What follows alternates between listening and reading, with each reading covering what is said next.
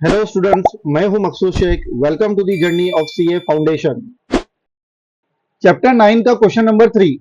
Question में number दिए गए हैं 11, 13, 17, 19, 23, 25, 29 और क्वेश्चन मार्क। क्वेश्चन को एनालाइज करो तो पता चलता है कि सारे नंबर्स इंक्रीजिंग ऑर्डर में है। 29 के बाद कौन सा नंबर आएगा ये फाइंड करने के लिए हमें इन नंबर्स के पैटर्न को आइडेंटिफाई करना होगा। पैटर्न मालूम करने के लिए हम इन नंबर्स के बीच का डिफरेंस फाइंड करेंगे।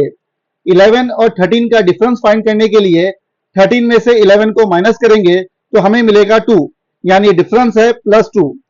13 और 17 का डिफरेंस फाइंड करने के लिए 17 में से 13 को माइनस करेंगे तो हमें मिलेगा 4, यानी डिफरेंस है +4। 17 और 19 का डिफरेंस फाइंड करने के लिए 19 में से 17 को माइनस करेंगे तो हमें मिलेगा 2, यानी डिफरेंस है +2। 19 और 23 का डिफरेंस फाइंड करने के लिए 23 में से 19 को माइनस करेंगे तो हमें मिलेगा 4, यानी डिफरेंस है +4।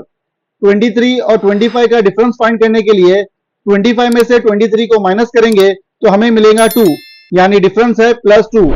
25 और 29 का डिफरेंस फाइंड करने के लिए 29 में से 25 को माइनस करेंगे तो हमें मिलेगा 4, यानी डिफरेंस है +4। अब इन डिफरेंस के पैटर्न को समझते हैं। 2 अल्टरनेटली रिपीट हो रहा है हर 4 के बाद, और इसी तरह 4 भी अल्टरनेटली रिपीट हो रहा है हर 2 के बाद। हमें पैटर्न मिला अल्टरनेट का।